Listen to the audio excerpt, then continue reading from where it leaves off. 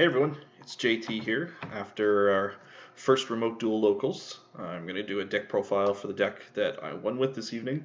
And this will be an ongoing series, I hope, where I'll do a deck profile for the winner each week to try and get some people out there and to try and get a whole variety of viewpoints and give some people who may not be having a chance to play locals right now a chance to see some ideas for decks and maybe try some new things. So I'm hoping to get lots of variety, and you're going to see some speed duels and some advanced format. So this week was speed duels, so I'm just going to go into it. I was playing Magnet Warriors, so using the magnetic attraction skill. If you don't know what this does, when you normal summon a Magnet Warrior, you can rota for another one with a different name. And then you can also reveal 2 Magnet Warriors with different names to add Valkyrian to your hand. So you go up like a ton of cards turn 1, and it's really hard to get card advantage in Speed Duel, so this is very nice to be able to do that. So for the Magnet Warriors, for the regular guys, playing 2 beta, 2 gamma, 1 alpha rather. So playing 2 of each is important because you need to try and have multiple names, and you also want to have a really good chance of having a Magnet Warrior turn 1, because then you can just start searching Delta and going off from there.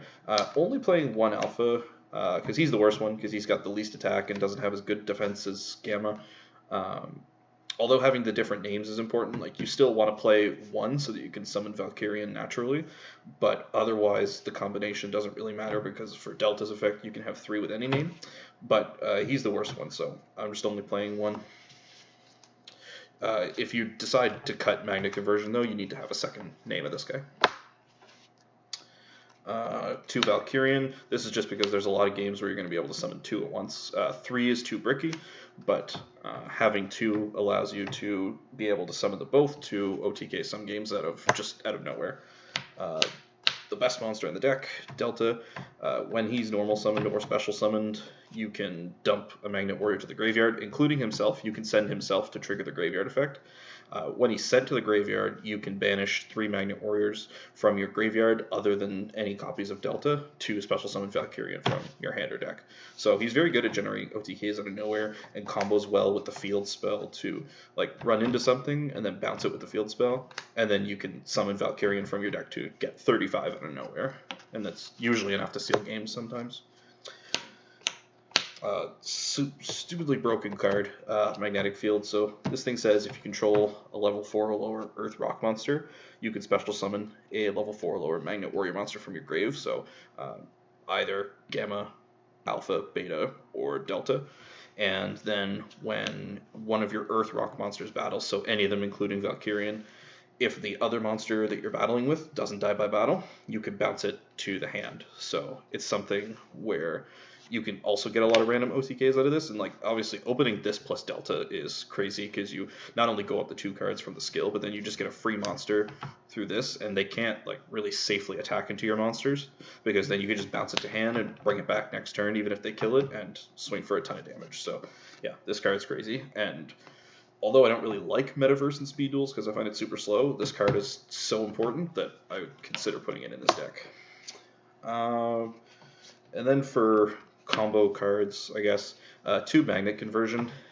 This card is not as good as Scramble, because it's a lot harder to get many names into the graveyard. You could still do this even if you only have 1, and that's great, and then it allows you to get up to 3 level 4 lower Magnet Warriors from your grave, and then when it's in your grave you can banish it to get back one of your banished ones. So this does good at helping you recur, but it can be kind of clunky sometimes. It's really only good if you open Delta, and if you're opening Delta, your deck is already working. So I really question how good this card actually is, and it would probably just be better off with playing Metaverse or playing another defensive card or something. So I would be considering either playing 1 of this or just straight up not playing it at all. Although the one thing I will say about this is it's obviously incredible in grind games, but when you're doing grind games, you have to have the field spell, and if your field spell is surviving, you're winning grind games most of the time anyway. So again, another consideration for possibly cutting it. And then for defensive cards, 3 Book of Moon. This card's fantastic, just not much to say. And I was playing 2 Widespread Ruin. It's my defensive trap of choice. I probably cut this. This card really does not perform very well at all, especially against XYZ. I'd probably play like Dust Tornado perhaps, or something instead. But yeah, I thought that this would be okay because all of your monsters just bounce like they're extra deck monsters, or anything that's really a problem, and this can make sure you guys don't die by battle, but it just didn't perform very well in testing, so I think I might get rid of it as well. Extra deck doesn't matter because you don't summon from the extra deck. Side deck, 2 Sphere Karibo. This is just for like inner conflict and stuff to make sure you don't get OTK'd out of nowhere. It's also very good against spellproof armor, where your Book of Moon and Widespread Ruins won't necessarily like deal with their Jinzos or their other monsters, and you can just turn them to defense with this, and then all of your monsters are bigger than them. 2 Dust Tornado. I don't play Cosmic because there's not really a time where you're going to want to Cosmic something and then try and go for it out of nowhere. Like the times that happens versus the times where the 1,000 life matters isn't worth playing Cosmic. So because of the fact that your field spell bounces other guys and like your biggest guy other than Valkyrian is 17, you're attacking and taking damage a lot. So the 1,000 life really hurts and really affects how you can control the game with the field spell. So playing Dust Tornado to be able to hit like Union Hanger or other problematic spell traps was the choice that I made. I'd probably just stick with it. I don't see a reason yet to play Cosmic over it. And then lastly, 2 Lost Winds, because this card is crazy against XYZ and other decks that special summon monsters that are bigger than yours. Attack values are really important with this deck because of the fact that all your monsters are like 17 and 16. So having this to be able to stop XYZ from either blowing up your field or to make sure that you can win battles with special summon monsters is super important. So yeah, the deck's super fun.